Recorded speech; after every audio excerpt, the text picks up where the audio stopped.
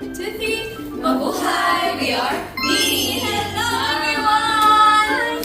And we're here to react sa Christmas gifts records ng aming mga blooms. Diba?